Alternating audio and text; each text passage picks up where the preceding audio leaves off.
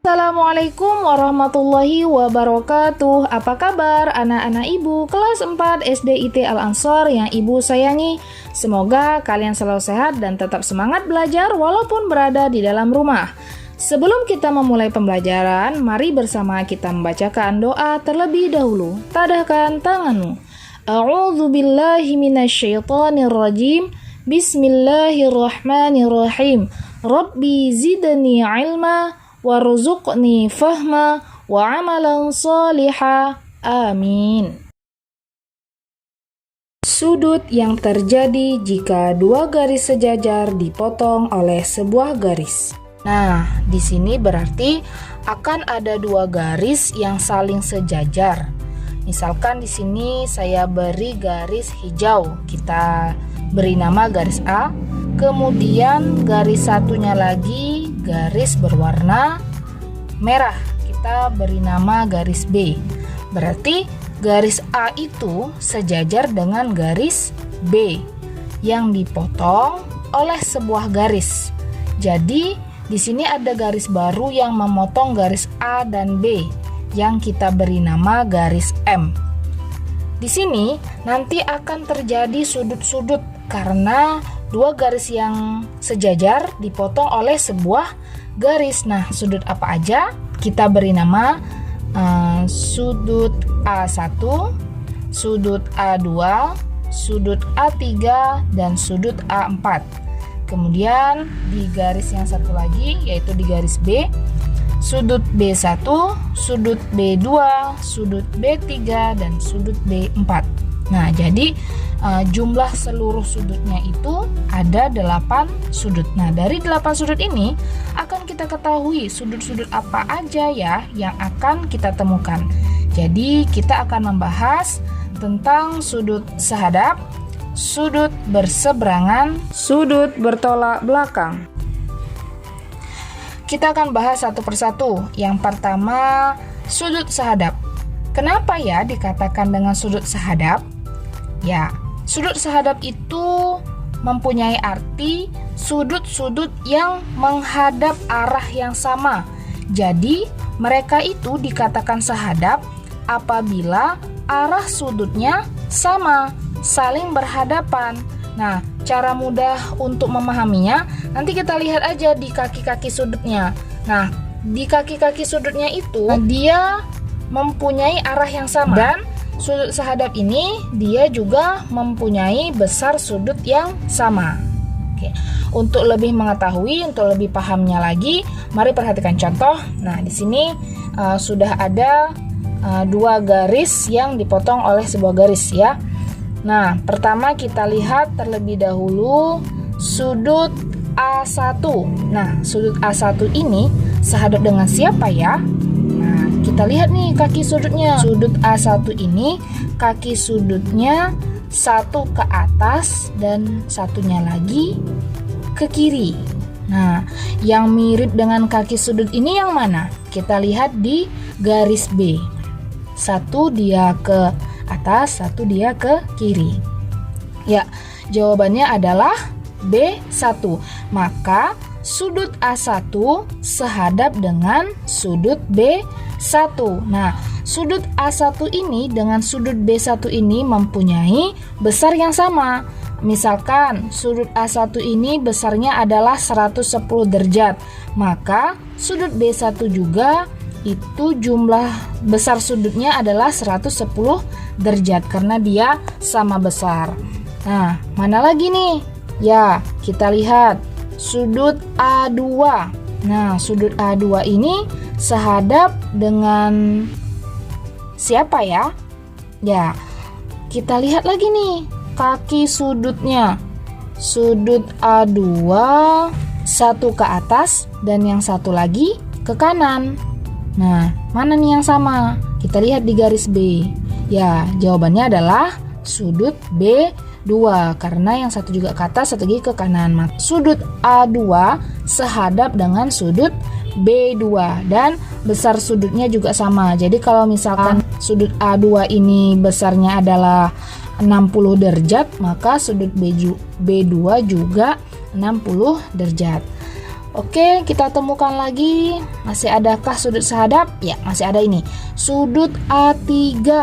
Nah, sudut A3 ini sehadap dengan siapa? Ya, sudut A3 ini arah kakinya satu ke kanan, satu lagi ke bawah. Ya, yang sama itu adalah sudut B3. Ya, kalau kita perhatikan sama kan kaki sudutnya, arah kaki sudutnya sama kan? Yang satu ke kanan, yang satu lagi ke bawah. Jadi sudut A3 sehadap dengan sudut B3. Besar sudut A3 sama dengan besar sudut B3. Dan yang terakhir ini ada sudut A4. Sudut A4 ini kaki sudutnya satu ke kiri, yang satu lagi ke bawah. Ya, jadi yang mana nih kalau kita lihat di garis B? Ya, yang benar adalah B4. Ya, B4 ini sama kaki sudutnya. Jadi sudut A4 sehadap dengan sudut B4, yang dimana sudut A4 ini mempunyai besar sudut yang sama dengan sudut B4. Kita lanjut ke materi selanjutnya adalah sudut berseberangan. Nah, sudut berseberangan itu dia ada dua macam. Ada yang disebut dengan sudut berseberangan dalam atau disingkat BD, dan ada juga sudut berseberangan luar atau disingkat dengan BL. Apa yang menyebabkan dia dikatakan dengan sudut berseberangan?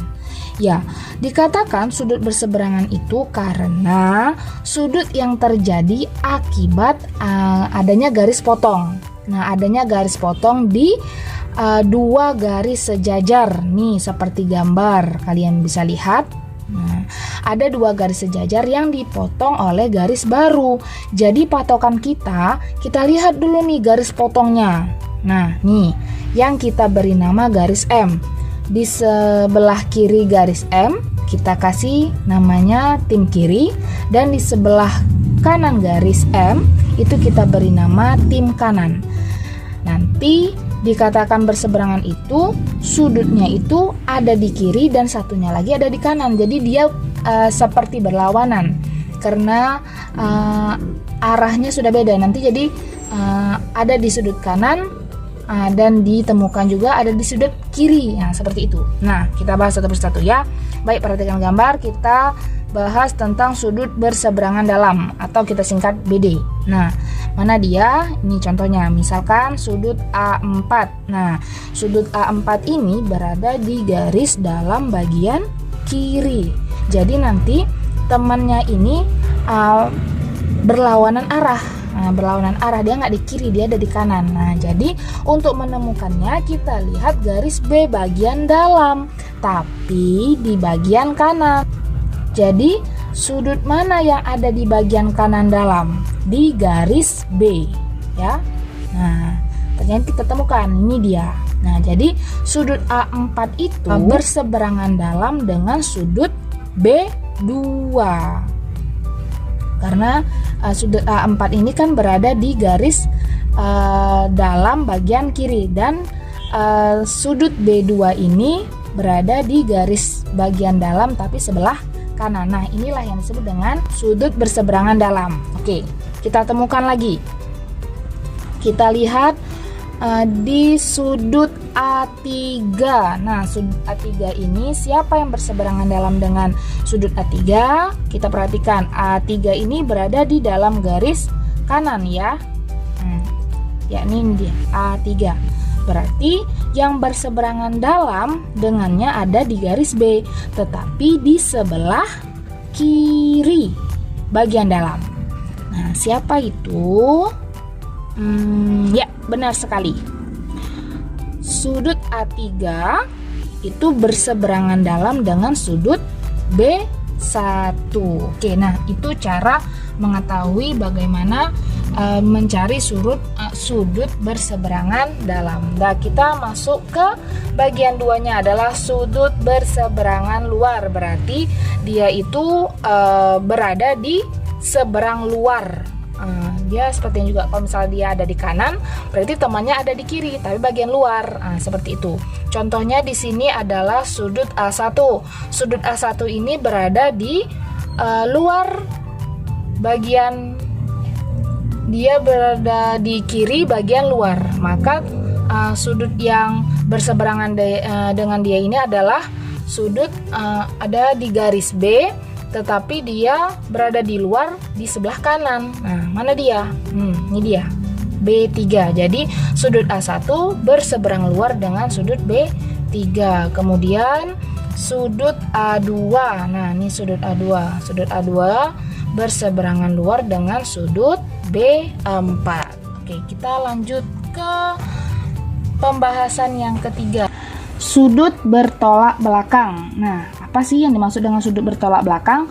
Sudut bertolak belakang itu nanti diakibatkan kan karena dua garis sejajar juga dipotong oleh sebuah garis yang dimana nanti kita temukan sudutnya ini saling bertolak belakang. Jadi ada yang di depan menghadap ke depan dan satu lagi temannya itu ada di belakang. Contohnya kita masuk ke contoh saja, kita lihat pada gambar berikut ini. Nah, ini sudut A1 ya. Sudut A1 ini dia bertolak belakang dengan siapa? Lihat di belakang angka 1 itu di belakang A1. Nah, itu ada sudut berapa? Ya, di belakang A1 itu ada sudut A3. Jadi sudut A1 bertolak belakang dengan sudut A3 dan ini juga besar sudutnya sama besar. Nah, kemudian kita lihat lagi sudut A2. Nah, sudut A2 ini bertolak belakang dengan siapa?